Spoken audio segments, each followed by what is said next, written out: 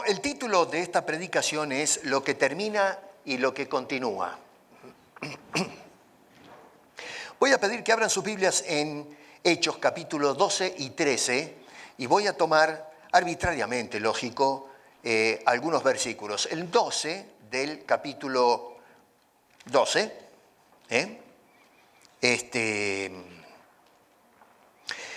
y bueno, los versos 1 al 3 del capítulo 13.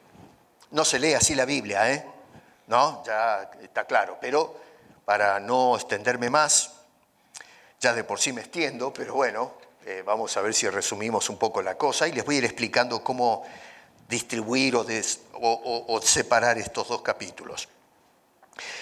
12:12 dice, y habiendo considerado esto, llegó a casa de María, está hablando de Pedro acá, dice la madre de Juan. Madre de Juan, porque bueno, el Señor se acuerdan que le dijo, ahí está tu madre, y en fin. Y el que tenía por sobrenombre Marcos, y no te dice, donde muchos estaban reunidos reunidos orando, y eso es lo que me interesa. Especialmente la parte segunda del versículo, donde muchos estaban reunidos orando. Y en el capítulo 13, versos 1 al 3, dice, había entonces en la iglesia que estaba en Antioquía, profetas y maestros, Bernabé, Simón, el que se llamaba Niger, Lucio de Cirene, Manaén, el que se había criado junto con Herodes, el tetrarca, y Saulo. Ministrando estos al Señor y ayunando, dijo el Espíritu Santo, apartadme a Bernabé y a Saulo para la obra a que los he llamado. Entonces, habiendo ayunado y orado, les impusieron las manos y los despidieron. Padre, gracias por tu palabra y te rogamos, por favor, que la ministres ahora a cada una de nuestras vidas, mirando hacia atrás en lo que has hecho y mirando hacia adelante lo que harás. Así que, Señor, bendícenos en el nombre de Cristo Jesús. Amén. Durante todo el año nos hemos, si han tomado nota, ¿no?, enfocado en el tema de la consagración. Cada semana estuve dándole un enfoque distinto a qué es consagrarse, qué es vivir una vida de entrega. Y podemos ahora concluir, bíblicamente hablando, porque eso es lo que estuvimos haciendo, es buscando en las Escrituras qué es lo que el Señor tiene que decir en lo tocante a la consagración de los creyentes. Que la dedicación, en definitiva, es y debe ser la entrega de nuestro tiempo, nuestro corazón, nuestros bienes, nuestras acciones, nuestras palabras, que podamos decir, Señor, esto tengo y esto te doy. A veces le damos cosas malas al Señor. Acuérdense de Caín, que fue y llevó ofrendas no gratas al Señor. Desaprobó a Caín y desaprobó su ofrenda. Pero lo que Dios quiere es que nosotros podamos presentarle a Dios, ya sea hogares, mi persona, nuestros bienes, en fin, todo lo que hacemos, nuestro servicio, que todo sea para bien, para la gloria del Señor. Y esto ahora nos sirve a nosotros de nexo para el año 2026. Es decir, tenemos un reconto de lo que hicimos en el 25, el enfoque, pero ahora nos estamos proyectando a dónde vamos, qué vamos a hacer en el año que viene. Y es que la consagración de la que hemos estado hablando durante todo un ciclo, vamos a ver que nos lleva ahora a la misión. De la consagración de nuestras vidas a la misión, siguiendo el ejemplo de nuestro Señor Jesucristo y el ejemplo que nos dejaron tanto los apóstoles como la iglesia primitiva, que la vemos más o menos acá representada en este relato. Obviamente todo el libro de Hechos habla de las primeras décadas del cristianismo, pero en esta porción específica que acabo de leer nos habla de un punto, incluso neurálgico en el ministerio misionero de la iglesia primitiva. Estamos jubilando un año, ¿no? A veces nos jubilamos los que ya tenemos ciertas edades para disfrutar lo que nos queda, en fin. Hemos dedicado muchos años en el trabajo y en hacer inversiones y ver cómo manejamos la vida. Y llega ese momento en que decimos, bueno, ahora ya tenemos que cerrar un capítulo y comenzar probablemente el último capítulo de la historia, de este paso por la existencia. Y durante ese ciclo nosotros hemos enfrentado pruebas, dificultades en forma personal, familiar, como iglesia, como sociedad, el mundo entero. No fue un año calmado, sino un año, la verdad, lleno de desafíos, ¿no? Y no paró el asunto ahí, va a continuar. Así que hemos atravesado un año tormentoso, un año lleno de pruebas, lleno de desafíos para cada uno. Se puso a prueba quizás nuestra fe, nuestra confianza, nuestra voluntad, nuestras emociones, y sin embargo nos hemos mantenido y hemos mantenido la consigna. Fíjense que hoy es el último domingo del año y acá estamos y mirando hacia adelante. En la narración esta que tenemos acá, recuerden que es Lucas el que escribió tanto el Evangelio de Lucas como este libro de los Hechos, que es una especie de anexo o segunda parte de lo que comenzó en el Evangelio. Y entonces en esta sección de los capítulos 12 y 13 hay un verso que es central, que si uno pregunta, ok, leímos los capítulos 12 y 13, pero ¿qué es lo que está tratando de afirmar o subrayar Lucas con esta narración? Y el punto ese neurálgico está en el versículo 24, en la segunda parte, donde dice, la palabra del Señor crecía y se multiplicaba.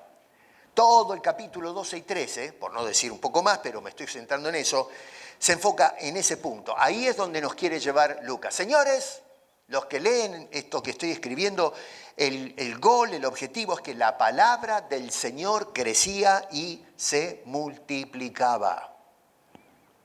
Podemos decir nosotros también hoy que a pesar de todos los líos que hay en el mundo, todavía podemos afirmar que la palabra de Dios después de 2000 años sigue creciendo y se sigue multiplicando, y no solamente en este año, sino en el que comienza, creemos por fe, a menos que el Señor venga, que va a continuar creciendo y multiplicándose como sucedió en aquellas décadas. ¿Por qué es central esa afirmación que hace Lucas? Es la pregunta. Porque en el relato que hace Lucas considera que es necesario puntualizar eso. Podría estar hablando de muchas otras cosas que sucedían en la iglesia. Pero entonces el hombre hace esa declaración. ¿Por qué es central en esos dos capítulos? Cuando nos vamos al capítulo 12, quizás podemos ir ahora un ratito y vamos a mirar algunos detalles, pero que son muy interesantes, donde nos cuenta Lucas qué estaba pasando con los creyentes y con la iglesia. Notamos, por ejemplo, que describe una serie de detalles que nos ayudan a entender mejor esa frase, la palabra de Dios crecía y se multiplicaba. Lo primero es los obstáculos que estaba enfrentando la iglesia en esos primeros años. Porque no sé, a veces nosotros tenemos la idea esta de que, romántica, ¿no? Que los cristianos de las primeras décadas, eso era iglesia.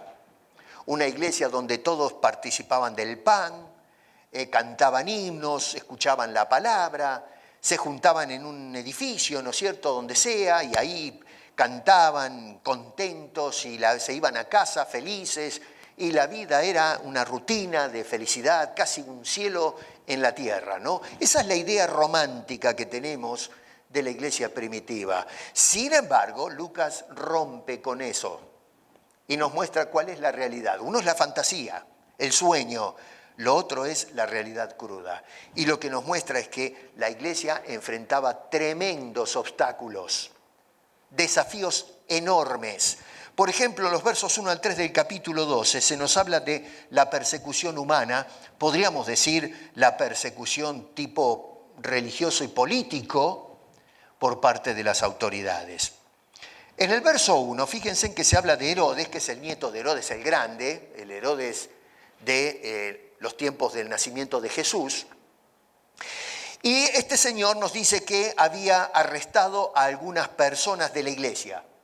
Así que no era tan así, tan romántico el asunto. Herodes mandó a sus oficiales y dice, me agarran a estas personas y me las tiran en el bote, ¿no? En el calabozo. Así que nos dice Lucas, toma la tinta y el, ¿cómo se llama? El papel y nos da ese detalle. Nos mete en el contexto social en el cual o a través del cual estaba pasando la iglesia. La palabra esa maltratar es una palabra, kakusai o kakó sería el verbo, es una palabra que pierde un poquito no sé, está bien, ¿no? Maltratar, nosotros lo leemos y es correcta la traducción, no voy a decir que no, pero en nuestra mente pensamos maltratar es darle un empujón, qué sé yo, maltratarlos pero no tanto, ¿no? Y sin embargo, la palabra da la idea de la actitud con que se los trataba, era con virulencia, con hostilidad, lo que era un amasijo. Maltrataban pero brutalmente a los creyentes. Había una campaña con el propósito de hacerle la vida imposible a los creyentes a diario.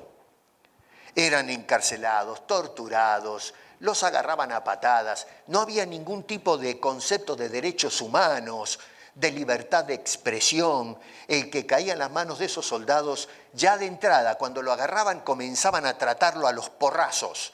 Y así iban a las patadas al calabozo y después en el calabozo los sometían a los tratos más ignominiosos, una violencia tremenda. Y lo que salían eran con el propósito de ir a buscarlos. No es que de repente encontraban a un cristiano en la calle y lo agarraban. No, salían casa por casa a buscarlos. Usted está tranquilo y mire, mirando la televisión y vienen los soldados, le patean la puerta en el momento de calma, lo agarran y lo arrastran a golpes y así es como lo llevaban a la cárcel.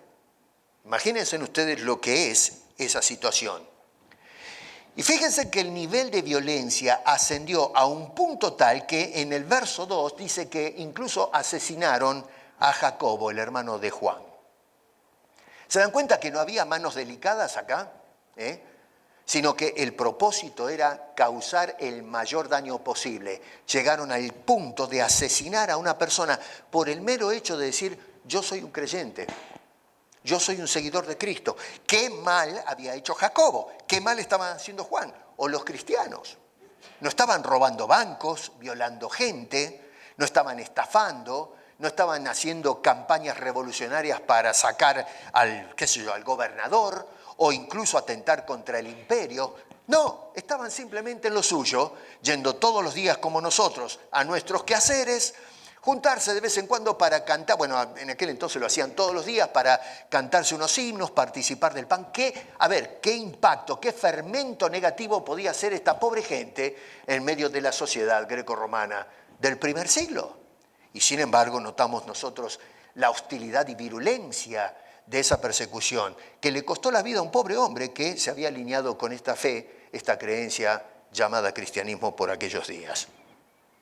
No solamente eso, pero en el verso 3 nos cuenta Lucas que hubo un contentamiento y una aprobación por parte de los judíos, los que habían recibido la ley, que supuestamente es el mapa de conducta moral y ética, donde la gente va, digamos, a predicar la justicia de Dios y los derechos humanos.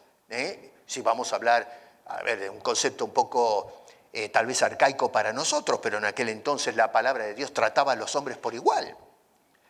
Y sin embargo los judíos, acá los vemos en el verso 2, que estaban celebrando el asunto, dice, viendo que mató a espada a Jacobo, hermano de Juan, verso 3, y viendo que esto había agradado a los judíos. A ver, ponte a pensar, ¿cómo puede ser que una persona injustamente es sometida al patíbulo y los demás presos injustamente, y los judíos en lugar de decir, paren, eso no se hace, estaban aplaudiendo, dándole un aplauso a este miserable criminal, porque no era buena mandarina este Herodes? Y sin embargo la gente, contrariamente a las convicciones de Herodes, sin embargo ahí están al lado de él diciendo, te pasaste, eso que estás haciendo es lo que a nosotros nos gusta. Y luego vemos el cinismo siniestro de Herodes. Dice, viendo, verso 3, que esto agradaba a los judíos, es decir, Herodes vio que de alguna manera esto le daba cómputos favorables entonces decide ir más allá y dice, procedió a prender también a Pedro, aquel que predicaba el Evangelio. Eran entonces los días de los panes sin levaduras. ¿Por qué es importante lo que me dice Lucas en esa última parte de ese versículo? Ustedes se han puesto a pensar por qué le dijo, por qué no paró ahí en el punto que tenemos ahí en la Biblia y dice, eran entonces los días de los panes sin levaduras.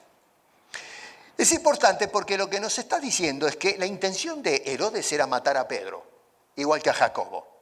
Eran los cabecillas de este movimiento revolucionario. Pero claro, lo que pasa es que le salió una piedra en el camino y es la fiesta. Y para los judíos en la fiesta no se toca a nadie. ¿Se acuerdan que con el caso de Jesús pasó algo parecido? Nosotros no nos metemos con esto, arréglate tú, porque es la fiesta. Entonces acá está la fiesta de los panes sin levadura. Y Herodes dijo, para no perder el aplauso de la gente, ese va a ser día de descanso.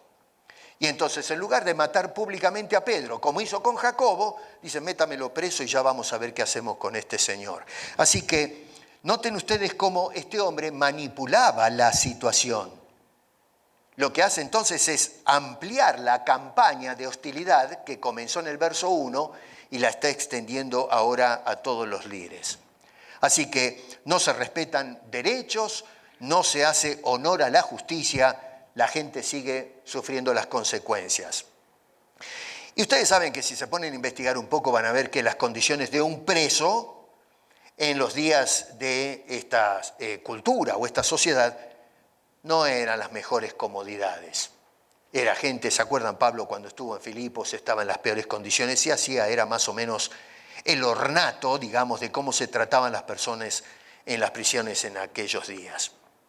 Ahora, la intención de Herodes era maltratar también a Pedro. Fue la fiesta la que lo frenó, pero el hombre lo que estaba haciendo era entonces ver cómo podía sacar puntos con esta gente. Ni bien pasó la fiesta, entonces volvió otra vez a la campaña. Noten que dice en el verso 6, y cuando Herodes, del capítulo 12, y cuando Herodes le iba a sacar, y sigue diciendo, ¿por qué le iba a sacar? Si lo metió preso, ¿qué le iba a dar libertad? Le iba a decir, Pedro, bueno, mira, ya te comiste estos días en la prisión, vete a casa. No, lo sacó para que lo linchen. Lo sacó para que Pedro termine igual que Jacobo, muerto. Así que no era para respetar sus derechos, concederle la libertad, sino para quitarle la vida también a este hombre de Dios. Así que no lo hacía por celo religioso, sino que lo hacía solamente por oportunismo político, porque estaba viendo que ganaba el favor de la sociedad judía. Estaba pensando cuando analizaba un poco esto, que vivimos nosotros hoy en un tiempo que es muy diferente en muchos detalles, pero se asemeja mucho en otros. Y hay una cantidad enorme de políticos, no solamente en nuestro continente, sino también, y acá en Canadá también, sino en todo el mundo. Políticos que, a fin de cuentas, actúan más o menos como se sucedió con Herodes, que se alinean con los movimientos ideológicos, incluso algunos que son religiosos, ideologías contra el cristianismo, justamente para cerrar la boca de nuestra campaña de proselitismo. Yo no veo que persiguen otras religiones. Si ustedes observan, el patrón es contra el cristianismo. Estaba mirando esta mañana temprano un video que me llamó poderosamente la atención. Y esto es repetitivo ya. Hace tiempo que empezó una campaña en el mundo que se llama Free Palestine. Y ese es el slogan, ¿no? Free Palestine. Desde el mar hasta, qué sé yo, la tierra adentro. Entonces la idea, la consigna es que desaparezca Israel. Ahora, esto que voy a decir no me interesa entrar en el debate político, no me interesa. Pero en el Boxing Days, que eso fue, ayer fue 26, ¿no? Creo. Había gente comprando en el Eaton Center, acá en el downtown, en el centro. Y de repente aparecieron, la gente está allí mirando unas luces que hay adentro, esto lo vi en un video, las luces en el Eaton Center de un árbol de Navidad y qué sé yo, cada uno lo suyo, y aparecen con unos megáfonos, uno por acá, otro por allá, y fue en un creyendo, ¿no? Free Palestine, y la otra haciendo el eco del otro lado, Free Palestine, y de repente empezaron a salir de entre la gente personas y empezaron entonces a tratar de ver si fermentaban con ese asunto. O sea que, ¿qué tiene que ver el Boxing Day con la campaña de liberar a Palestina de la opresión de los judíos? Y ustedes ven a los personal de seguridad dejando que toda la gente actúa. ¿Quién es responsable de todo esto? ¿Dónde están nuestros derechos? ¿Dónde están los derechos a la paz y el silencio y que no me hagan campaña política en la oreja? Ellos tienen el derecho, yo no, los míos no se respetan. Ahora, si nosotros los cristianos hubiésemos ido con un megáfono en Boxing Day, que no les quepa la menor duda, decir, ¡viva Jesucristo, gloria al Señor!, lo tiran abajo. Desde arriba de las ollas esas, abajo. Lo llevan preso, lo arrestan. Hay cristianos que están siendo arrestados aquí y en otros lugares del mundo. Y usted no escucha ni siquiera, ni hablar de las Naciones Unidas, donde se hable de las injusticias contra el cristianismo. ¿Por qué es que no se persiguen las otras ideologías, pero siempre van contra la fe cristiana? Y si hay alguien que no está de acuerdo, dígame, a ver, muéstreme las evidencias. Bueno, acá observamos entonces que en los días de Lucas relatando este episodio, notamos como hay una persecución no de la religión judía o de otras regiones, pero particularmente contra los cristianos en una forma hostil, violenta, destructiva. Lo mismo sucede en la actualidad. ¿Se dan cuenta? Nosotros, la iglesia cristiana, como iglesia, enfrentamos la oposición durante todos estos años, y el 25 no ha sido la excepción, de un mundo que está en contra de Dios, no en contra de personas en la sociedad. Es un ataque directo contra el programa de nuestro bendito Señor. En medio de todo este clima de hostilidad política y religiosa, Lucas nos dice que a pesar de todo eso, fíjense qué interesante, resalta la soberanía divina. Herodes quiere sacar a Pedro de la cárcel para que enfrente el patíbulo, que lo maten. Y Dios ahora da el paso adelante y libera a Pedro, y lo libera no para que se vaya de vacaciones, sino para que continúe predicando el Evangelio. Y ustedes en casa léanse bien cómo fue liberado por un ser que apareció allí, le dice, mira, cíñete, arréglate bien, hazte la valijita, ¿no? Qué sé yo, el backpack ese que tienes, ahí, que sea lo que tenía, arréglate el manto ese, vamos. Y dice que lo libró de la prisión. Y noten ustedes qué interesante, porque en el versículo, eso está desde el verso 7 al 11, Pedro, cuando ve esta situación, va a admitir algo. Y lo que admite está al final del verso 11, dice, el Señor me ha librado de las manos de Herodes. Quiero que observen cómo el relato nos va llevando la atención, va de Herodes con todo su programa y la sociedad que lo aplaudía, nos va a llevar ahora, ¿dónde está Dios en todo esto? Y a Pedro le cayó la ficha. Vio que fue liberado, no dice el ángel, que eso, no, esto es el Señor. El Señor. Los otros son mecanismos, son los instrumentos de Dios, pero en definitiva el que tiene el control de toda esta situación es el Señor, el que me ha librado de las manos de Herodes. Notamos entonces que Herodes actúa en función a la posición política, pero en cambio Dios actúa en función a sus propósitos soberanos, a pesar de las situaciones. Herodes, cierto, tenía un poder momentáneo desde el punto de vista geopolítico, pero en cambio Dios tiene autoridad soberana sobre todos los acontecimientos, incluyendo a Herodes, incluyendo a la sociedad anticristo y todo lo demás. No son los hombres y los gobernantes y los políticos que se sientan en la poltrona a decir cómo tenemos que vivir los que tienen la última palabra en cuestiones de fe. La gente intenta callarnos, Intentan cerrar la iglesia. En este país están tratando de ver cómo ponerle bozal a la predicación del Evangelio y se está discutiendo en el Parlamento de ver cómo frenan a los cristianos. No dicen a los islámicos, a los judíos, a los hinduistas, a los budistas, no, a los cristianos que dejen de decir cosas desde los púlpitos. Así que vemos que hay algo siniestro detrás de todas estas políticas. Bueno, no tiembles, porque no son los hombres los que tienen la última palabra. Dios es el que la tiene, y aunque se cierren los calabozos, la palabra nunca va a ser encerrada. Notamos la intervención de la justicia divina en medio de todo esto. Versos 20 al 23, tenemos una cosa horrenda, es aterrador lo que sucedió acá. A ver, dice, por ejemplo,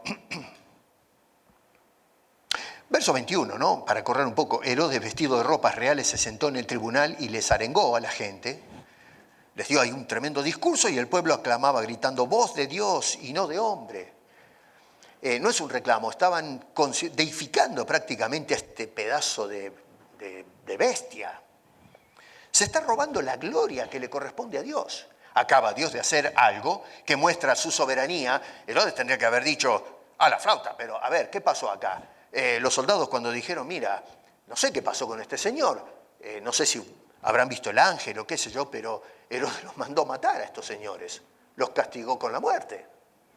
En lugar de averiguar bien qué estaba pasando y por ahí, qué sé yo, darse cuenta que Dios está metido en el asunto, dice no, escuchaba el clamor del pueblo, queremos Dios. Al momento, un ángel del Señor le hirió por cuanto no dio la gloria a Dios.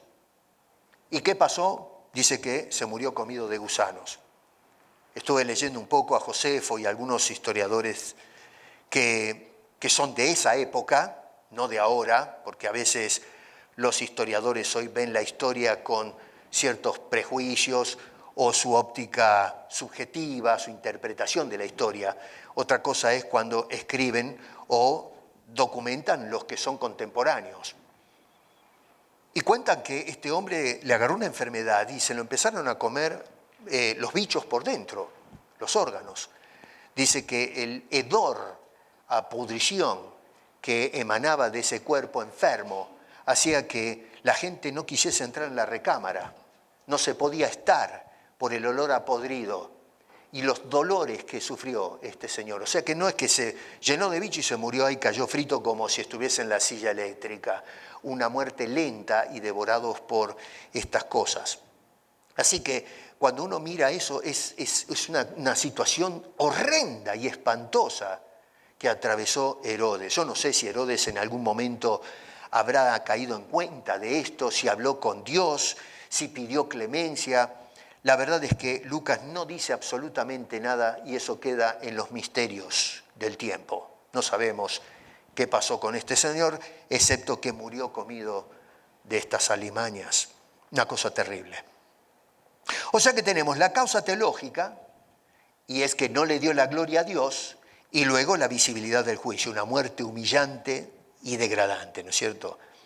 O sea que en definitiva, en medio de ese clima hostil que enfrenta la iglesia, de persecución, de muerte y todo lo demás, Lucas entonces nos dice en el verso 24 que a pesar de todo eso, dice, pero la palabra del Señor crecía y se multiplicaba. La idea de la persecución era precisamente lo contrario, de parar con el crecimiento de la iglesia y de la predicación, de frustrar o ponerle bozal a la multiplicación del pueblo de Cristo. Y sin embargo, cuanto más presión había, entonces mayor era el impacto que tenía la predicación del Evangelio. No sé si alguna vez a ustedes les ha pasado que quieren contener un montón de cosas en un lugar y comienzan a apretar para mantenerlo junto y de repente en el intento se nos escapa, se zafa la mano y salta todo por el aire. Un manojo de lápices o confites. ¿No les ha pasado alguna vez eso? Quieren sostener todo, hacen todo lo posible para frenar la cosa y de repente se escapa y salta todo por el aire. Bueno, eso es lo que estaba pasando. La sociedad, la política, intentaban ver cómo frenaban este fenómeno y apretaron tanto que Dios dijo, esto tiene que salir, tiene que reventar. Y lo que hicieron fue, el efecto que buscaban produjo lo contrario, que estallara la predicación del Evangelio y se ampliara la iglesia de Jesucristo. Las pruebas no estrangulan a la iglesia, hacen que la iglesia estalle y que entonces se propague más la predicación del Evangelio. En mis años he aprendido algo, que cuanto más se castiga, cuanto más se quiere humillar, cuanto más se quiere perseguir, cuanto más se quiere castigar, el efecto en las manos del Señor es todo lo contrario. Yo siempre digo, no trates de abogar por tu causa, deja que Cristo sea tu abogado. Deja que el tiempo se encargue de acomodar las cosas, porque Él es soberano y Él es que con el tiempo se encarga de mostrar quién está en control, no los hombres, sino el Dios soberano, el Señor, que hace que el Evangelio propague. Y es por eso que hoy estamos a fin de año celebrando este último domingo, por la gracia de Dios que ha multiplicado y que ha hecho crecer la palabra de Dios, no solamente aquí, sino en el mundo entero. A veces la idea de toda esta persecución es que la iglesia entonces se vaya reduciendo a la nada. Todas estas ideas, estos proyectos políticos en el Parlamento y la persecución de cristianos, pastores y sus esposas, sus hijos a través del mundo es para que dejen de existir hasta que terminen en una nada. Pero los efectos por la intervención soberana de Dios es precisamente lo contrario. Hoy muchos están preocupados por el intento de ciertos movimientos ideológicos que se están extendiendo en el mundo y la sociedad, amparados y respaldados por las jerarquías políticas que luchan por la aprobación social y por el voto en los comicios. Y lo que hacen es entonces estar de acuerdo con estas mareas ideológicas con el fin de ponerle bozal a los creyentes y no prediquen más, que tratar de impedir las campañas de proselitismo en el evangelismo de callo desde los púlpitos. Y sin embargo, este episodio nos muestra que Dios es quien tiene control. Todavía seguimos predicando, todavía seguimos evangelizando. Y esta iglesia todavía Dios la está usando incluso para llevar el evangelio y ayudar a otros lugares.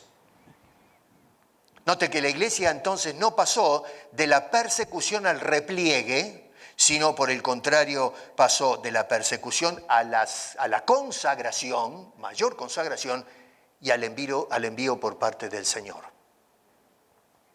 ¿Cómo tenemos que responder nosotros? A ver si contemporizamos un poco. ¿Cómo agarramos esto que es una mera narración, no es una enseñanza teológica per se, como en el caso de las cartas pastorales? Pero sí hay algo teológico que podemos sacar, pero de la narración, ¿cómo contemporizamos esto? Es decir, ¿cómo debe responder la iglesia hoy en el 25 y 26 que va a comenzar frente a las persecuciones y las dificultades que vamos a seguir enfrentando, como sucedió desde las primeras décadas del cristianismo? Lo primero que tenemos que hacer es esto, mantenernos firmes en la oración. Fíjense, en el verso 12 del capítulo 12, dice, donde muchos estaban reunidos orando. Esa frase es importante. A ver, Pedro está preso, a Jacobo lo mataron, Pedro está preso, la gente no sabe que acaba de ser liberado. Bueno, durante el proceso están siendo perseguidos por todos lados, según nos dice Lucas, vamos a confiar lo que dice Lucas, la persecución era pero tremendamente hostil, le daban con todo, y Pedro, bueno, terminó preso, no sé cuántos de la iglesia sabían, probablemente muchos, si no todos, muchos sabían que Pedro porque era, digamos, un capitán, ¿no?, en la predicación, en la iglesia primitiva. Pero entonces, durante todo este proceso y antes de saber que Pedro había sido liberado, ¿qué hacía esta gente? Oraban. Estaban orando a brazo partido. Así que la oración no fue como una reacción al milagro de la liberación de Pedro, sino que ya estaban entregados a la oración antes de que todo esto, o que a lo menos llegue la noticia de que este hombre había sido liberado. Así que fue antes, durante y después de la prisión de Pedro. La iglesia hoy no ora. Los creyentes oran, pero la iglesia no. Acá luchamos, localmente, acá luchamos con el culto de oración, porque la gente no viene a orar. Este año 26 vamos a comenzar el culto de oración, vamos a dar la vuelta, damos el estudio y después el culto. Ahora vamos a tener la oración antes y el estudio después, para que el enfoque sea orar, venga a orar y a orar. Pero esta es una iglesia, como todas o muchas de las iglesias, que no están orando como iglesia. ¿Y qué pasa? Gracias a Dios, que es el Señor el que hace que crezca la palabra y que se multiplique, porque si dependiera de nuestra fidelidad a la oración, esta iglesia y ninguna iglesia avanzaría. Realmente, si depende de nosotros, el Evangelio no crece ni se multiplica. Así que lo que tenemos que hacer es ponernos entonces en orden, como hacía esta gente, y antes, durante y después de toda la situación que enfrenta la iglesia y los cristianos, es estar dedicados a orar como cuerpo de Cristo. Así es como enfrentamos la hostilidad del mundo. Segundo, es ministrando al Señor, orando.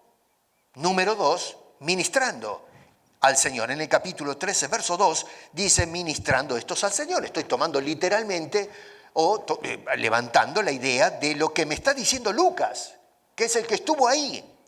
Él es el testigo real, la primera fuente, que me está diciendo, Pastor o Edgardo, así es como estábamos manejando el asunto. Gracias, Lucas.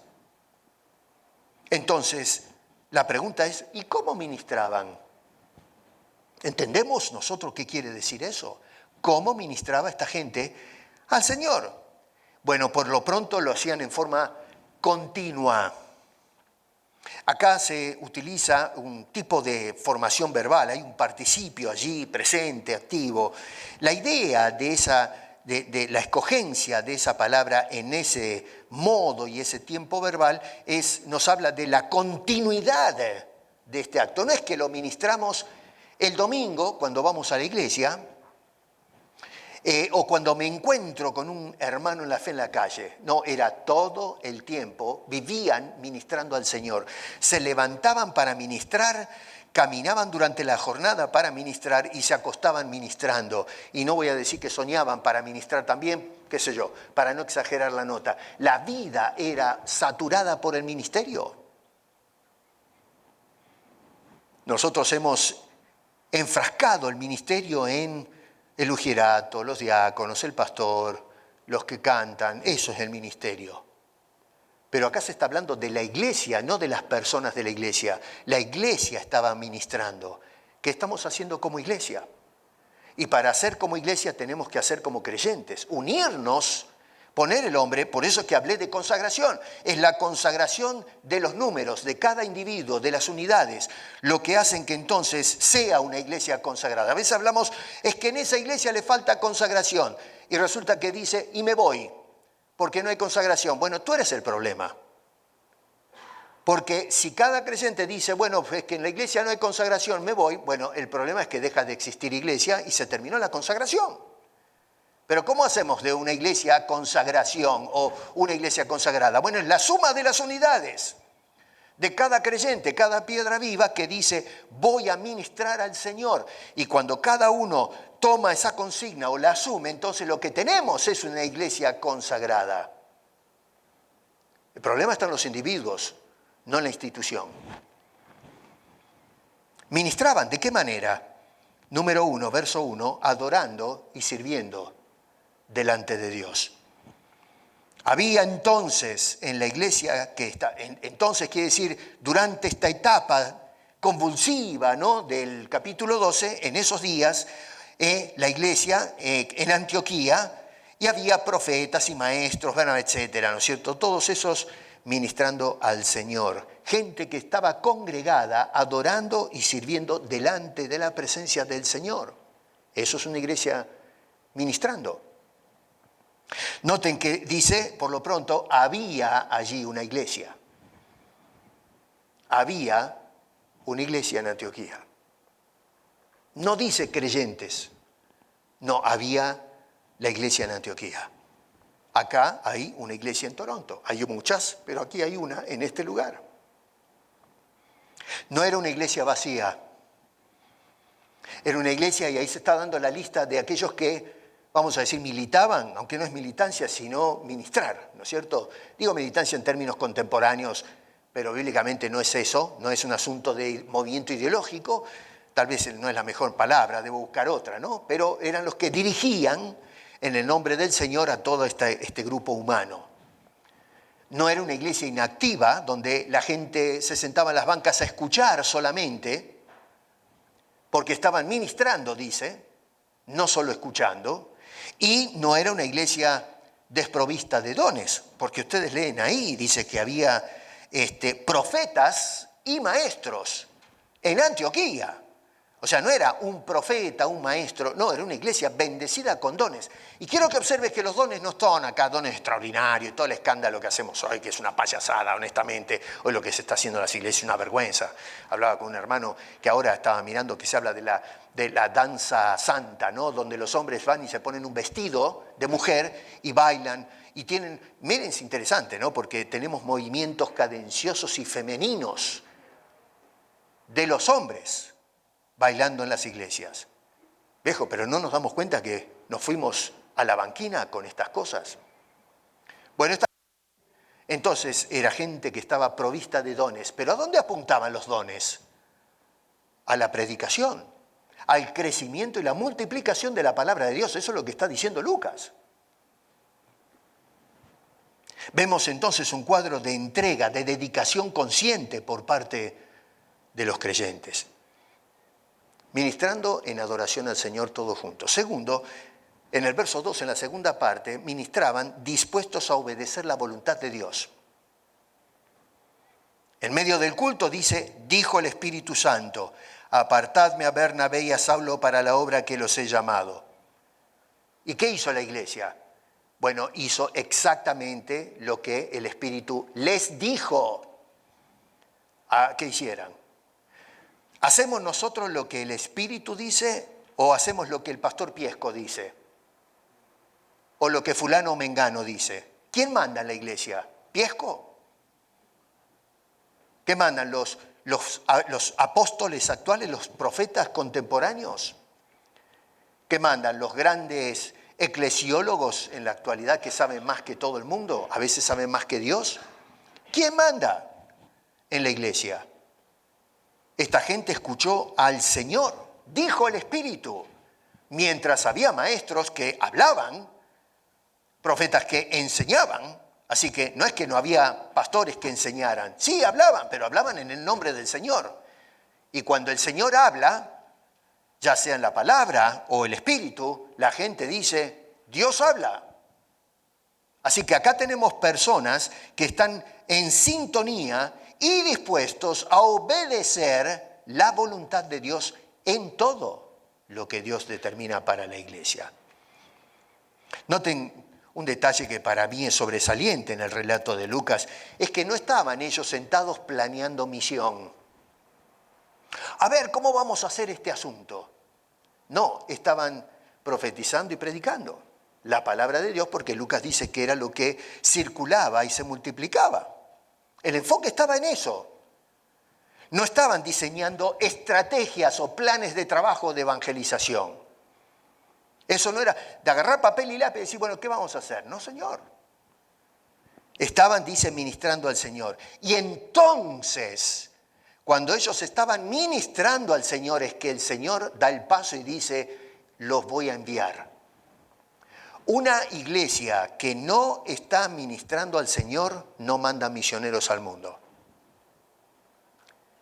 Y cuando el Señor ve que una iglesia no está ministrando al Señor, sino que se ministra a sí misma, o ministra al apóstol, o al pastor, o a los caciques de la iglesia, bueno, el Señor, fíjense que no levanta misioneros. Intentan mandar de dentro de la congregación a algún sinvergüenza que sale a pedir plata y abren templos por todos lados en el mundo que son qué sé yo, a ver, una especie de puesto donde se le pide plata a la gente para enriquecer a los capitanes de ese movimiento. Pero en cuanto al Evangelio, no notamos que se predica el Evangelio. Lo que se fomenta es el latrocinio, la estafa, pero no la predicación de la palabra de Dios. Ahora, en este punto yo creo que podemos apreciar algo de vital importancia en lo tocante a la función. Ahora sí entramos en la parte teológica, que pienso que Lucas tuvo la intención de marcar este punto. La función del Espíritu Santo en la iglesia, que algo que está pero tremendamente manoseado hoy. Vamos, no tenemos que ser muy expertos en el estudio sociológico de lo que está pasando en la iglesia. Hoy el tema del Espíritu Santo, hemos deificado al Espíritu Santo. Se convirtió en un ídolo en la iglesia. Y un ídolo no es Dios, es una invención humana. Hoy el Espíritu Santo desplazó al Padre y al Hijo a un segundo plano. Y no solamente eso, pero además le adjudicamos al Espíritu Santo, le ponemos santo, pero de santo no tiene nada, en ese contexto me estoy refiriendo, bueno, le adjudicamos cosas que no son de Dios, sino más bien son del diablo.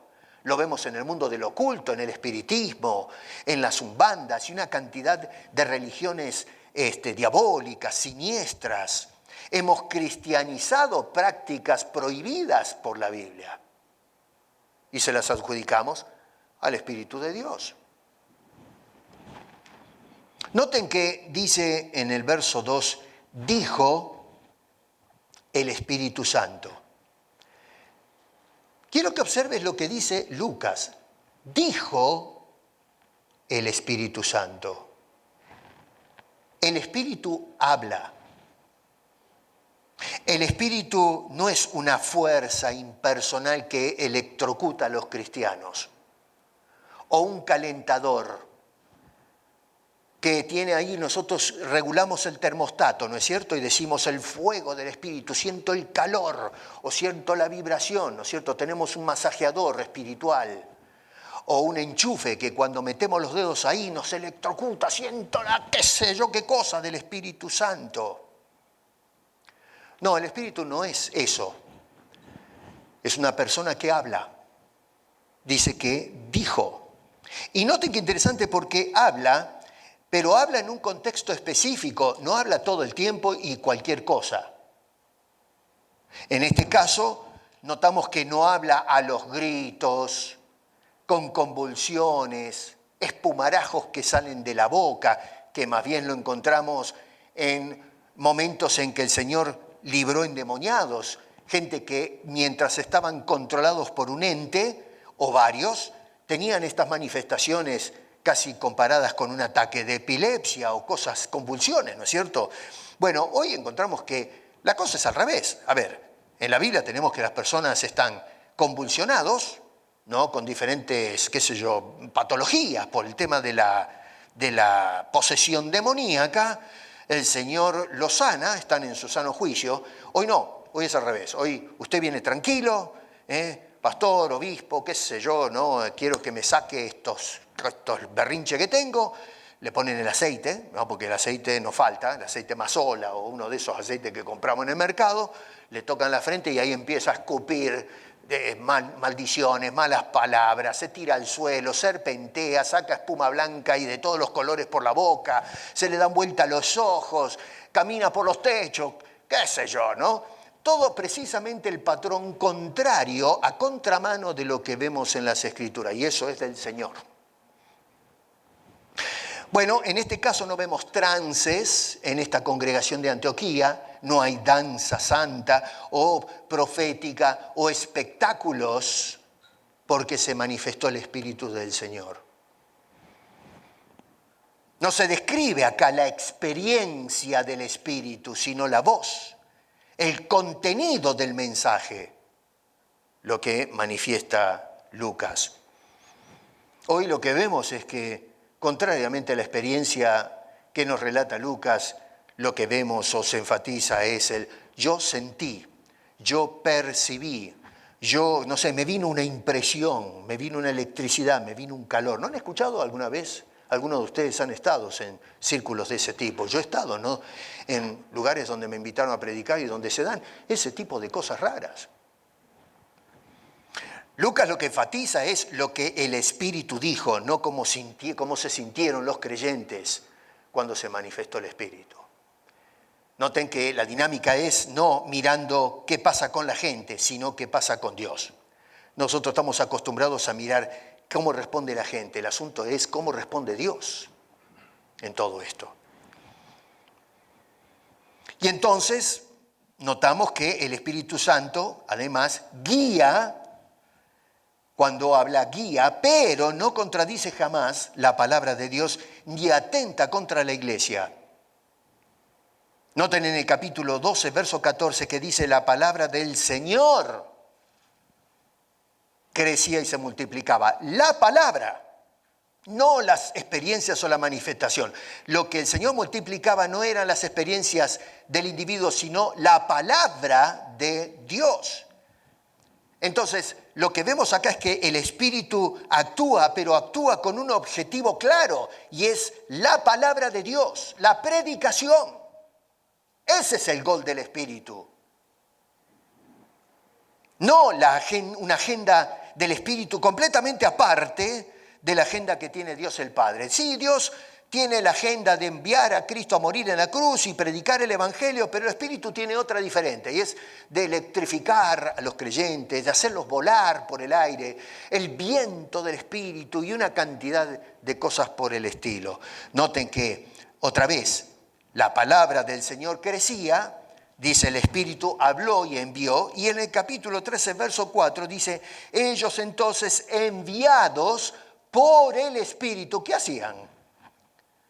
Verso 4 en la segunda parte dice: anunciaban, ¿qué cosa?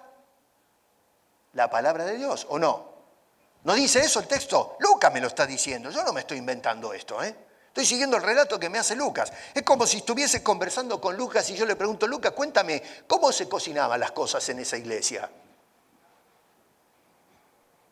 Nunca el Espíritu Santo va contra la palabra de Dios. Si algo se lo adjudicamos al Espíritu y vemos que no está en la Escritura, no, entonces sal corriendo de ahí. Esa no es la iglesia de Cristo. No importa que mencionen a Cristo en la iglesia.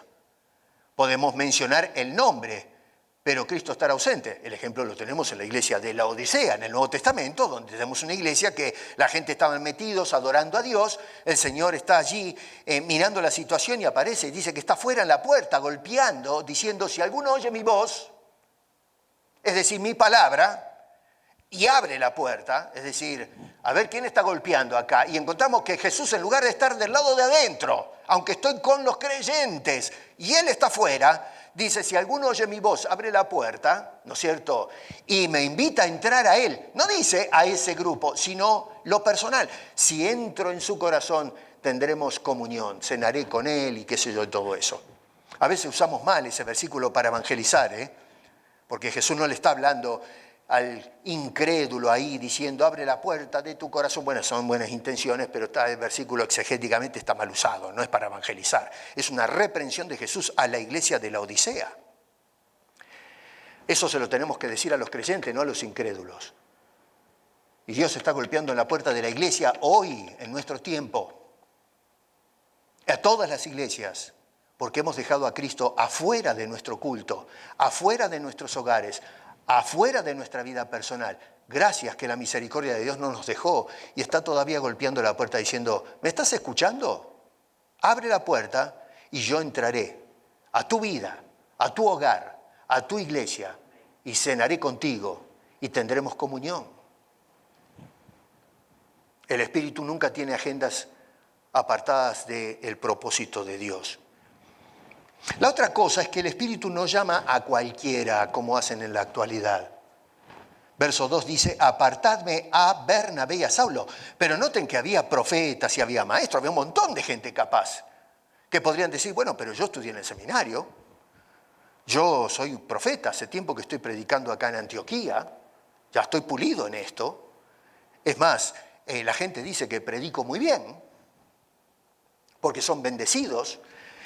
Eso no va con el Espíritu. El Espíritu dice: no, pero yo quiero a estos dos. El Espíritu es el que escoge, Dios es el que escoge, no los creyentes, ni siquiera la iglesia. La iglesia no se sentó diciendo: ¿a quién mandamos? No, eso no va. Es el Espíritu el que dice: yo quiero a estas personas. O sea que la dirección del Espíritu es específica. La otra cosa que llama la atención es que es misional, y de eso voy a hablar el próximo año porque no entendemos qué quiere decir misión. Tenemos un concepto de misión, es el que se tomó, por ejemplo, con Raciel cuando nos agarramos el avión y nos vamos a Cuba. Eso es misión. No, eso es parte de la misión, pero eso no es misión.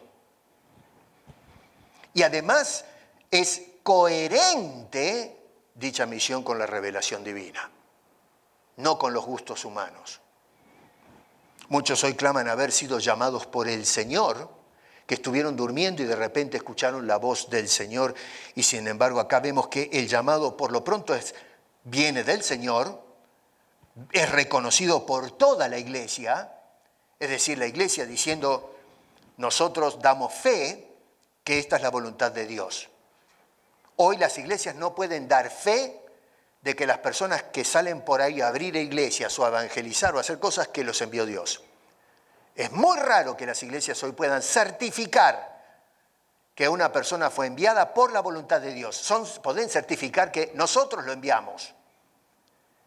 Pero acá no es el asunto de que la iglesia mande. No, la iglesia certifica lo que Dios determina. La iglesia lo que dice es amén a la voz del Espíritu. No es Dios diciendo amén a la iglesia, es al revés. Pero sin embargo hoy lo manejamos de esa manera, contrario a lo que hizo la iglesia de los primeros siglos. No solamente eso, pero lo confirmaron con oración y ayuno. Es decir, no es que, a ver, el pastor Piesco me gusta cómo habla, vamos a mandarlo. No, dice que la iglesia, una vez que escuchó al Espíritu, luego lo que hizo es ponerse a orar, en preparación previa a lo que el Señor tiene planeado. Y con esto no me estoy poniendo yo como ejemplo, estoy usando un nombre, como puede ser cualquier nombre, cualquiera de nosotros. En la iglesia tiene que amparar con oración. Miren, yo estoy hasta las sienes de escuchar que la gente se la pasa más criticando a fulano, a mengano, a sultana, a la Juana María, qué sé yo, en lugar de doblar las rodillas y orar por esa persona. Estoy harto de escuchar a la gente diciendo esta porquería, este desgraciado, esta hermana, este hermano. Y dígame, ¿Dios te manda a ti a hacer eso? ¿Nos manda a la iglesia de Cristo a insultar a la otra iglesia, la denominación, y hacer un desbarajuste? En lugar de dejar que el Señor haga crecer y multiplicar la palabra, estamos pero hablando porquería de todo el mundo. ¿Realmente piensas que el Espíritu pone eso en tu corazón? Si piensas así, eres un delincuente espiritual. Porque estás declarando que eso es santo cuando eso es basura. Bueno, hoy encontramos que la gente, en lugar de doblar las rodillas a aquellos que Dios envía y decir, Señor, ahora vamos a orar antes de que salgan, porque la iglesia estaba orando antes que salga Pedro de la cárcel. No esperaron, bueno, milagro de Dios, vamos a decirle gracias. No, hay que orar desde antes. Eso es lo que hacía esta gente. Confirmaron el llamado de Dios en oración y ayuno, y luego noten que el Espíritu no rompe la comunión, la fortalece. ¿Entienden? A veces, otra vez, este tipo de cosas, ¿saben lo que hacen? Es reventar la iglesia. Miren, voy a ser severo con esto, ¿eh? Acá, en esta iglesia, y yo sé que en otras iglesias porque me hablan pastores, Y esto es una expresión pastoral que les quiero dar como padre espiritual o como hermano en la fe de años, qué sé yo, como que me quiera ver usted, allá usted. Acá, a través de los años, hubo gente que vinieron a la iglesia a destruirla. Yo he sido condescendiente como otros pastores a través de los años, y el pastor que me precedió a mí pasó las mismas, porque es pasó en la iglesia primitiva y pasa a través de la historia. Gente que va a la iglesia, pero resulta que el propósito es destruirla. Gente que no está en la iglesia hoy, pero que anda por ahí tirando, no piedras, sino misiles, hablando por todas partes. Y si tú eres uno de ellos, te reprendo en el nombre del Señor. Y tengo el derecho y la autoridad apostólica de lo que me dan los evangelios para reprenderte amorosamente, pero reprendente. Y para de hacer eso. Y no es mi mandato, es el mandato de las Santas Escrituras. Para de una vez de hacer eso. Si fuiste partícipe de una cosa, termina de una vez. Porque no te vas a escapar de la disciplina del Señor. Tarde o temprano el Señor va a vindicar la causa del justo. Y ustedes saben, y yo sé de qué estamos hablando. Y los que me escuchan también, porque en tu iglesia, en tu ciudad, en todo el continente, tú sabes que sucede en tu iglesia, en sus iglesias, lo que estoy diciendo. Gente que está minando, poniendo palos en la rueda para que la obra explote. Porque una persona que va de casa en casa, teléfono a teléfono, llamando, haciendo videollamadas, haciendo un montón de cosas para hablar porquerías de sus hermanos, ¿lo está haciendo para que crezca y se multiplique la palabra de Dios? Si tú te crees eso, eres un cínico. Dios no trabaja de esa manera. Si hay alguien, no estoy siendo personal en esto, si hay alguien así, para de una vez, porque no nos vamos a escapar del juicio del Señor en ese asunto. Te lo estoy diciendo en serio. No juegues con el Señor. Ananías y Zafira cayeron fritos, no digo con esto que se van a caer muertos, pero con esto les estoy diciendo, es serio el asunto con el Señor, no se juega.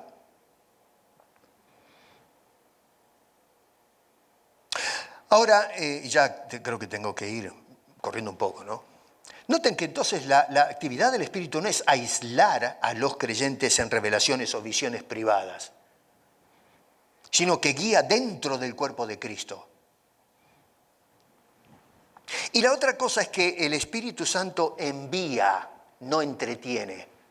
Verso 4. Entonces, habiendo ayunado y orado, les impusieron las manos y los despidieron. Entonces, el Espíritu acá, en este caso, en este contexto, no crea dependencia emocional en los seguidores de Cristo. No promueve la pasividad, quédate quieto y vas a ver, ¿no es cierto?, como dicen algunos, la gloria del Señor, y toman fuera de contexto ese pasaje. No centra la iglesia en sí misma, sino que la iglesia se centra en la necesidad que hay en un mundo perdido, y el resultado es acción, es decir, misión al mundo, que es lo que me va a introducir a lo que vamos a ver el próximo año. Muchos se enfocan hoy en la atmósfera que hay en la iglesia. Se siente un aire especial. Se centran en las sensaciones. Sentí la presencia de Dios. No importa si predican chatarra, pero sentí la presencia de Dios. Porque somos seres creados emotivamente y la música y una cantidad de cosas nos hace sentir sensaciones y pensamos que eso es de Dios. Y no es de Dios. Es simplemente que Dios te creó con la capacidad de tener sensaciones motivadas por ciertas cosas, ciertos estímulos, sonido, olor o aroma, y reaccionamos emocionalmente a ese tipo de cosas. Pero eso no quiere decir que es de Dios. Las manifestaciones. Un loco que empieza a saltar por arriba de los bancos, chiflando, gritando, levantando las manos como una persona enloquecida.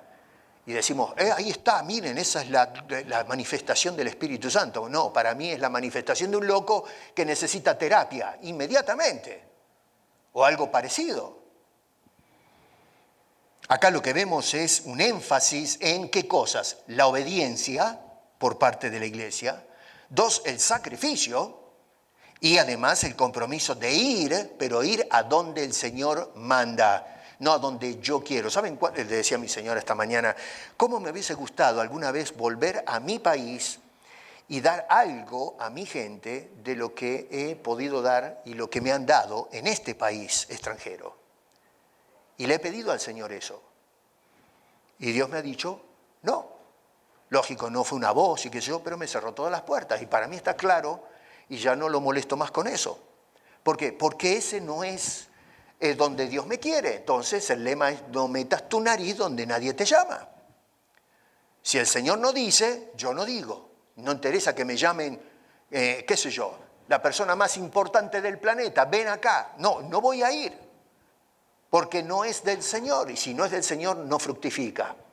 No produce resultados. No hay bendición detrás de eso. Hay una experiencia, pero no hay bendición para su gloria. Recuerden que todo el mensaje del libro de Hechos es id hasta lo último de la tierra ¿Se acuerdan de eso? En el capítulo 1 de Hechos. Vayan y me seréis testigos. Ese es el objetivo de tu vida en este lugar, en la ciudad de Toronto, en este país, en este mundo, en este tiempo. ¿Cuál es mi papel? Ser testigos de Cristo. Ese es el solo propósito de la iglesia todavía en este mundo, ser testigos de Cristo. Y que todo lo que hagamos, todo está enfocado en eso, en ser un testigo de Cristo, no testigos de la porquería que se predica por ahí, o de las chismes y los daños y todas lo que destruye la vida. Eso eres testigo del diablo, testigo del mal, de la carne. Nosotros tenemos que ser testigos del Señor al mundo, un mundo que está como en los días de Lucas, con un Herodes, con gente que aprueba esa militancia cínica, malvada, donde se persigue a la iglesia, se persigue a los creyentes, se les quiere hacer la vida amarga. ¿Para qué? Para que dejes de ser testigo. Y el Señor nos mandó no a callar, sino a ser testigos de Cristo al mundo. Así que entonces el Espíritu no vino para crear confusión mística, sino para conducir una iglesia consagrada hacia una misión clara y específica bajo la soberanía de Dios y la autoridad bendita de la palabra de Dios en Cristo Jesús, nuestro bendito Señor y Salvador. Cuando la iglesia se consagra de verdad a Dios, y te hablo ahora a ti, iglesia de Toronto, si nos consagramos al Señor, entonces el Espíritu no cierra las puertas del templo, las abre para que salgamos en masa, nos empuja al mundo para que seamos testigos de la obra de Dios para salvación y vida eterna.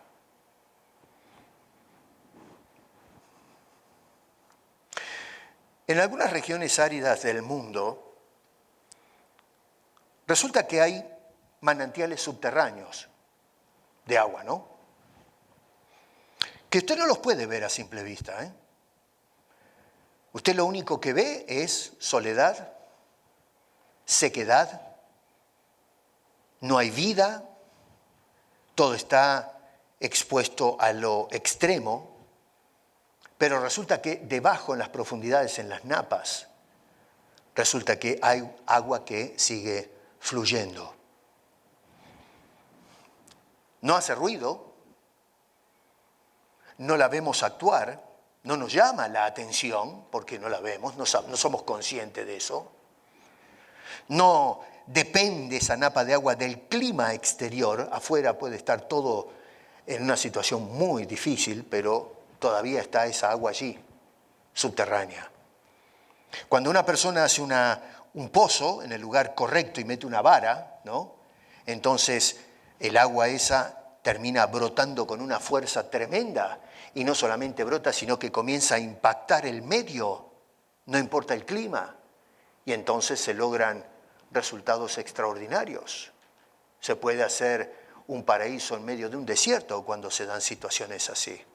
El Medio Oriente es fiel testigo de lo que estoy diciendo. Las tierras de Israel comparadas con lo que hoy llaman Palestina, qué sé yo.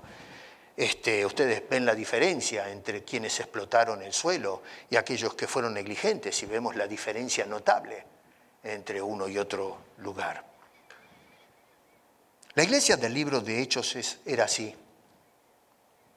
En la superficie notamos, según Lucas, una persecución, había amenazas, el clima era hostil, era terrible lo que pasaban los cristianos, pero resulta que por debajo de todo ese clima de hostilidad había una fuente viva, una iglesia en oración, una iglesia que ministraba al Señor constantemente, una iglesia que estaba siendo guiada por el Espíritu de nuestro bendito Señor, el Espíritu Santo.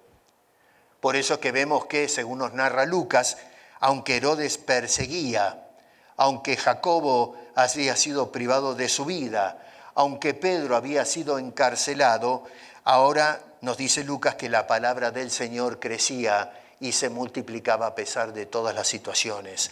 Así que en conclusión, el Espíritu Santo no vino para hacer ruido superficial, hermano querido. Eso es lo que han hecho con el Evangelio en la actualidad. No, Señor, vino para mantener una fuente viva, fresca, que no depende de las circunstancias, sino que es la voluntad de Dios. obrando en este mundo perdido.